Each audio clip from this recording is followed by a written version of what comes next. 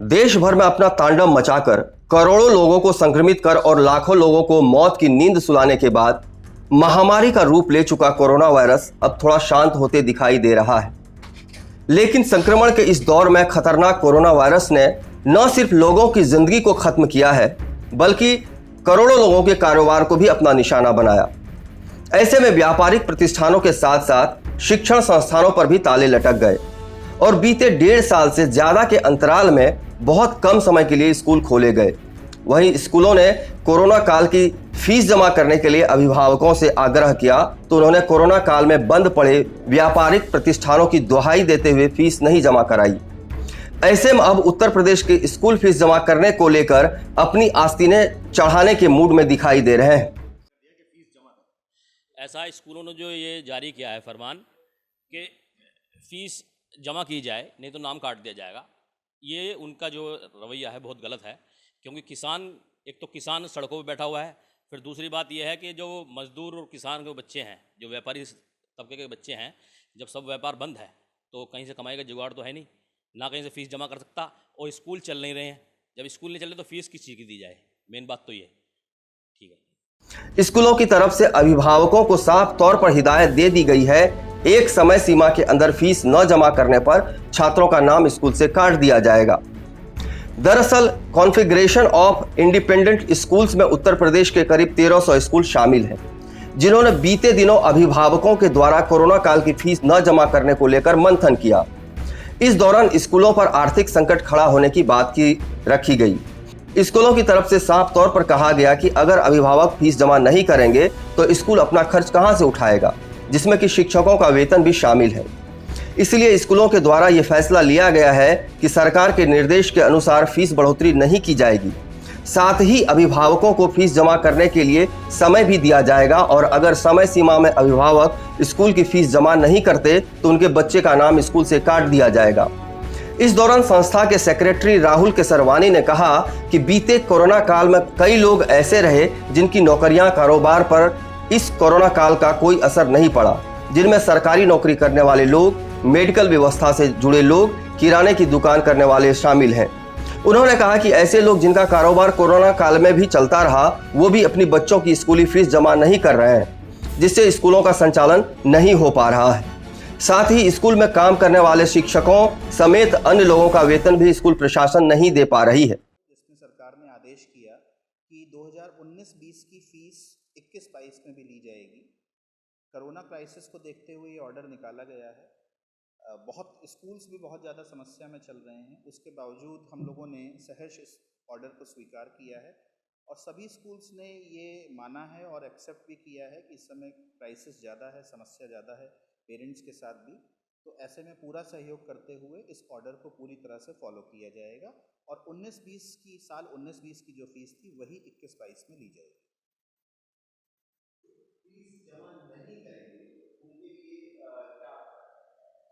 देखिए, हमारे पास स्कूल्स का हमने जब एक मीटिंग करी और बहुत बड़े लेवल की मीटिंग थी, इसमें 23 डिस्ट्रिक्ट के सभी रिप्रेजेंटेटिव थे, तो स्कूल्स के सामने एक बहुत बड़ी समस्या आई कि हमारी पिछले साल की यानी 20-21 की भी 35% तक एवरेज फीस बकाया चल रही है, जो कि स्कूल्स के की फीस थी और स्कूल के पास अभी तक रिसीव नहीं हुई है। इसकी वजह से स्कूल्स बहुत भयंकर फाइनेंशियल क्राइसिस में आ गए हैं।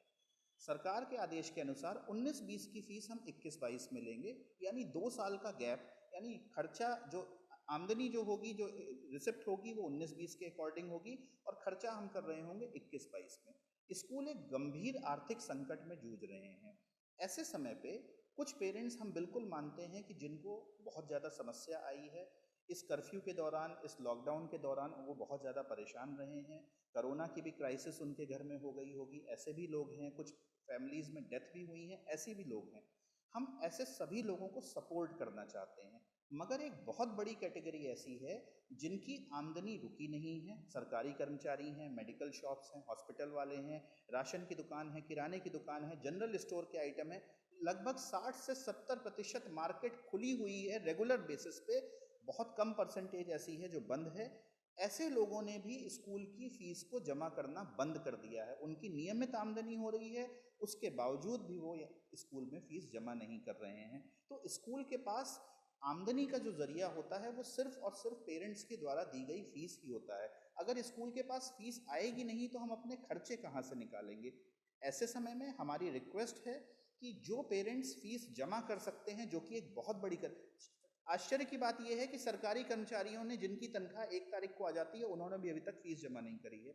हमारी रिक्वेस्ट है कि जितने लोग रेगुलर इनकम ले रहे हैं वो प्लीज़ अपनी फीस स्कूल में रेगुलर जमा करवाएं, ताकि हम उन लोगों को भी सपोर्ट कर पाएं जिन लोगों में कोई समस्या है, कोई तकलीफ है, किसी की आमदनी का लॉस हुआ है, किसी की फैमिली में डेथ हुई है या कोविड क्राइसिस रही है। हम सपोर्ट पूरी तरह से कर रहे हैं, हर स्कूल हर तरह से कोशिश कर रहा है, मगर एक बैलेंस ज़रूर बना के रखना पड़ेगा। अदरवाइज बैलेंस नहीं बनेगा तो जब स्कूल सर्वाइव ही नहीं कर पाएंगे तो वो हेल्प क्या कर पाएंगे। देखिए, हम ऐसा नहीं होगा कि हमने आज बच्चे की फ़ीस जमा नहीं हुई तो कल नाम काट दिया, ऐसा नहीं होगा। हम इस कर्फ्यू के खुलने का इंतज़ार करेंगे, उसके बाद भी पेरेंट्स को एक सहूलियत समय दिया जाएगा। ऐसा नहीं होगा कि मान लीजिए 31 को कर्फ्यू खुल गया तो 1 तारीख को बच्चे का नाम, ऐसा नहीं है। हमारी भी ये मंशा नहीं है कि हम बच्चों का नाम काटें या उनको शिक्षा से वंचित करें। हम सिर्फ इतना करेंगे, कर्फ्यू खुलने के बाद भी हम पेरेंट्स को सहूलियत, एक पूरा टाइम देंगे, एक सफिशिएंट टाइम देंगे ताकि वो अपनी फ़ीस जमा करें। और उसके बाद भी कुछ लोग ऐसे भी हैं जिनके पास पैसा है, जिनके पास सारे सुख साधन हैं, उसके बावजूद भी वो फीस रोक के बैठे हुए हैं। तो ऐसे केस में हम कैसे स्कूल बच्चे को पढ़ा पाएगा, कैसे स्कूल सस्टेन कर पाएगा। तो ऐसे में डेफिनेट है एक समय के बाद, एक समय देने के बाद भी अगर कोई जमा नहीं कर पा रहा है और वो कैपेबल भी है तो ऐसे लोगों के अगेंस्ट स्ट्रिक्ट एक्शन भी लिया जाएगा, मगर पूरी मौका दिया जाएगा, सभी की मदद की जाएगी, ज़रूरतमंदों की मदद भी की जाएगी। स्कूल हर समय इसके लिए तत्पर है। इसी के चलते स्कूलों की संस्था ने यह फैसला लिया है कि तय सीमा के बाद अगर कोई अभिभावक बच्चे की फीस जमा नहीं करता है तो उसका नाम स्कूल से काट दिया जाएगा। ऐसे में सवाल उठता है कि स्कूलों के द्वारा ऐसा कौन सा मानक बनाया जा रहा है जिसके जरिए इन लोगों के कारोबार की जांच की जाएगी और उसके जरिए बाकायदा सूची बनाकर अभिभावकों को सूचित करने का काम करेगा, जिसके जरिए स्कूल की फीस जमा हो सके। स्कूल वालों ने ये फतवा जारी करा है कि वो नाम काट देंगे बच्चे का, तो हम भी यहाँ से अभिभावक संघ के लोग हैं। हम अगर उनके 1300 या 1400 वे स्कूल की एसोसिएशन के लोग होंगे, लेकिन उन्हें पता हो कि उत्तर प्रदेश की आबादी 50 लाख से 25 करोड़ से ज़्यादा है और मेरठ की आबादी करीब 40 लाख की आबादी है, जिसमें लगभग 25 से 30 लाख अभिभावक हैं। तो वो अपना आकलन कर लें, अगर वो हमारे बच्चों का नाम काटेंगे तो हम मेरठ की स्कूल एसोसिएशन से उस स्कूल का नाम कटवा देंगे। कितना जायज़ मानते हैं इस कोरोना काल में स्कूल डिमांड कर? नहीं, जायज़ तो कहीं भी नहीं है। ठीक है, थोड़ा सा उनका अधिकार है मांगने का, एक जायज़ फीस मांगे, 25% मांगे तो ठीक है, लेकिन अगर उससे ज़्यादा मांगते हैं तो वो लालच, और मैं तो कहूँगा लालच है टोटली। मौजूदा वक्त की बात करें तो आम आदमी पर कितना भारी पड़ रहा है, क्योंकि एक कोरोना संकट है, उसका व्यापार चल नहीं रहा और स्कूल की तरफ से ये आप ये देख लीजिए, अभी पूर्व में एक मेरठ के प्रतिष्ठित स्कूल की प्रिंसिपल ने ये बयान दिया था, जो समाचार पत्रों में छपा था, कि यदि हम ऑनलाइन क्लासेस नहीं चलाएंगे तो फीस कैसे आएगी। तो सीधा सा उन्होंने स्पष्ट कर दिया था हमें कि केवल फीस के लिए ये ऑनलाइन क्लासेस चलाई जा रही हैं, बच्चे का कोई इस पढ़ाई से सरोकार नहीं है, केवल पैसा कमाना इनका मकसद है। सरकार ने अभिभावकों को राहत देते हुए कहा है, जो अभिभावक एक मुश्त फीस नहीं जमा कर सकते वो महीने के हिसाब से स्कूली फीस जमा करा सकते हैं। साथ ही स्कूलों को इस बात के लिए भी निर्देशित किया गया है कि स्कूल अभिभावकों पर फीस जमा करने को लेकर कोई दबाव न डालें। वहीं कोरोना काल के दौरान की स्कूली फीस जमा करने के मुद्दे पर अभिभावक संघ का कहना है कि कोरोना काल में किसी भी व्यक्ति का कारोबार नहीं चल पाया। जो लोग दूसरे व्यापारियों की दुकान पर काम कर रहे थे उन्हें भी पूरी तनख्वाह नहीं मिल पाई है। इसीलिए स्कूलों को इस तरीके का तानाशाही भरा फरमान जारी करना नहीं चाहिए, बल्कि स्कूलों को अभिभावकों को बच्चे की स्कूल फीस भरने में रियायत देनी चाहिए।